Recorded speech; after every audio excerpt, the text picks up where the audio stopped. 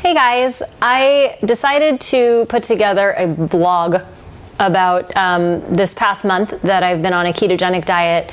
I've had a lot of questions about it, and I'm really bad at sitting down at a computer and typing because I don't like sitting. I don't like being in front of a computer. So I figured this would be a good way to share my experience of being in ketosis for the last 4 weeks, and some of the benefits I've experienced, as well as some of the cons or the downside of being on a ketogenic diet.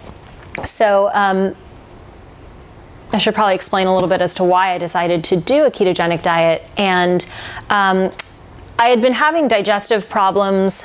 Well, I've had digestive problems pretty much my entire life, off and on, but things really started to get bad towards the end of last year. And eventually, after going through the entire winter, just feeling like I could barely digest a cup of warm water, I did some lab testing and found out that I had a bacterial infection in my small intestine called SIBO, or small intestine bacterial overgrowth. And brief overview of what that is: the good bacteria in the large intestine creeps back up into the small intestine where it doesn't belong, and it starts fermenting and eating your food and creating hydrogen and methane gases, which can be very uncomfortable, very painful, and make you feel nauseous. You might have acid reflux. For me, it looked like constant belching after I would drink water, even on an empty stomach, and I was having a lot of loose stools that were seemingly unrelated to what I was eating. So I went through a 3-month herbal protocol first to see if I could kill the overgrowth of bacteria, and it was pretty intense. And I did notice some improvement after going through that for 3 months, but I started to feel like the problem was still there, and I didn't really want to spend the money on a retest to find out for sure, because I kind of just knew intuitively that the issue hadn't been resolved. And I do not feel that the antibiotic route would be right for me to treat this issue. So one day a month ago, I just woke up and said, I want to try a ketogenic diet. And I've known about it for about 4 years, and I thought I had tried it before, but I did it completely wrong 4 years ago, and I basically just went on an extremely low carb diet where I didn't bump up my fat intake high enough. And that just resulted in me feeling absolutely terrible and having no energy, because my body was still looking for glucose or sugar in my blood to use as fuel, and it wasn't very effective at tapping into fat storage to use as fuel. So rather than go into a long spiel about what ketosis is or a ketogenic diet, because if you guys are really interested, you can find that like anywhere on the internet or in books, I just wanted to share some of the experiences that I've been having over the past month of being in ketosis.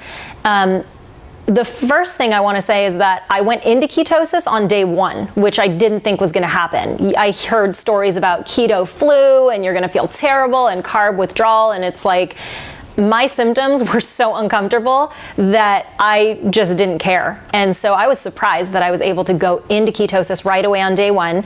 I ended up going to work out that day, and I would say at least 75% of the time prior to being in ketosis, I would experience pretty bad head rushes or just a general sense of energy ramping up, but then really dropping off sharply, as I could feel my blood sugar was dropping towards the middle or end of my workout. And I would feel lightheaded if I was coming up from a deadlift or crouching down and writing things down and standing up really quickly. And the first day, all of that went away. And I got into the gym, and my workout improved as the session went on, which was really surprising for me, because usually it starts here and then it goes down, and it seemed like it just went exponentially up and up and up, like I could have kept going. But fortunately, I'm smart enough to know when to stop, because I didn't want to do any damage to my body. I wanted it to be a good workout. So that was something that really surprised me right off the bat.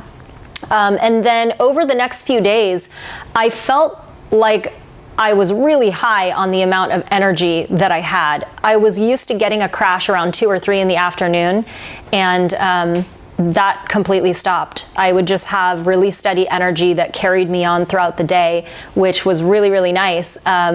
And I found out that I could go longer periods without eating, and there was no detrimental effect. In fact, when I started to try intermittent fasting, I found that I had a level of mental clarity that I didn't have before. And I didn't even realize the amount of brain fog that I had prior to going into ketosis and having that experience of just clear thought and the ability to really focus. So that combined with the fact that my mood got so much better, especially my morning mood, I actually was excited to wake up. I'm not gonna lie, before that, waking up was just like, I don't wanna get up, I don't wanna get out of bed. And then being in ketosis, it was just like a good night of solid sleep. And then when I was waking up before my alarm was going off over the first 2 weeks and just feeling like, I'm up, I'm ready to go.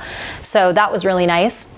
I actually have an entire list here that I made. I just wanted to take notes from the very beginning to really remember this experience, especially because the first 2 weeks it's almost like you're high off of the change. Like your body senses that something has shifted and it feels incredibly good, or at least it did to me. That was my experience. So, all right, I've been talking enough. You guys probably get the picture, but I'm gonna just run through this list of pros that I wrote down because I don't want to forget how great all of these things were and are still currently.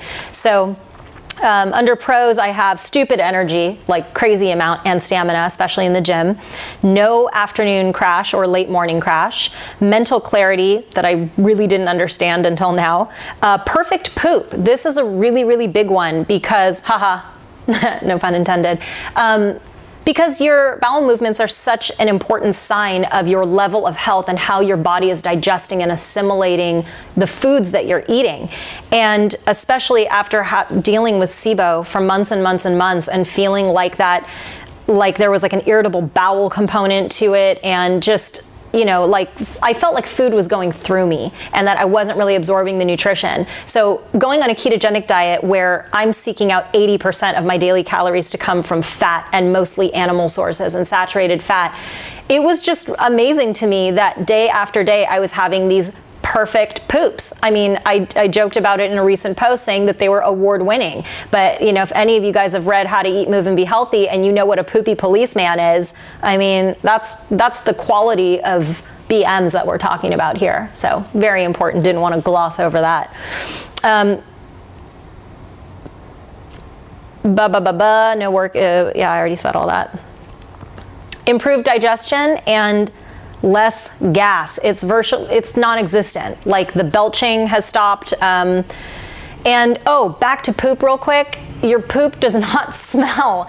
I'm not kidding. I'm not like, you know, oh, you think your shit doesn't stink. No, literally it doesn't. Like you could go in the bathroom right after me and I would like high five you and be like, it's like nothing even happened in there. And, you know, I know that experts have been saying for years that your bowel movements should smell earthy, not foul. But I mean, how many times you walk into a public bathroom and it's like you hit that invisible wall because somebody in there, like, what did you eat? Gorgonzola and glue? It smells terrible.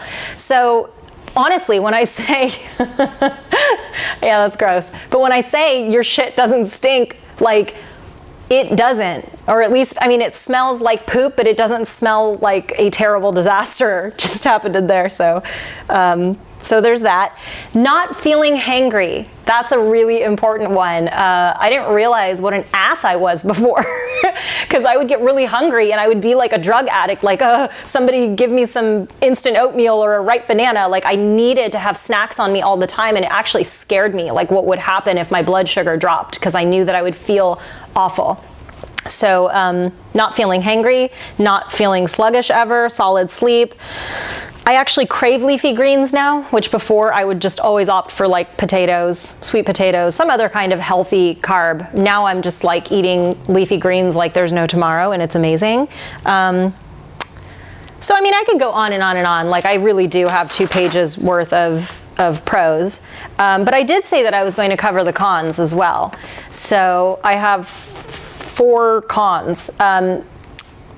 strong BO. That first week of going into ketosis, my armpits smelled like burning tires. Like, it was a smell that I was like, what did I eat? Where did this come from? And what I'm thinking it is just, the body burning off toxic fat. So that went away after the first week, thank goodness. The constant need to remind yourself that fat is your friend. It has been so hammered into our heads that fat makes you fat, clogs your arteries, causes heart disease, you name it. And nothing could be further from the truth. However, in a nutshell, eating a very high fat diet in the presence of high carbohydrates and starches is not a good idea. So really, the reason ketosis works is because you're not giving yourself enough carbohydrate for the body to think that it needs glucose to run all the systems in your body and to use as fuel. So that way, when you're eating fat, your body learns how to utilize that fat, and it can more easily tap into your own body's fat storage for energy. And that is, according to many experts, the body's preferred fuel source and the brain's preferred fuel source. So they do use ketogenic diets for cancer treatments. They do use ketogenic diets to treat epilepsy very effectively.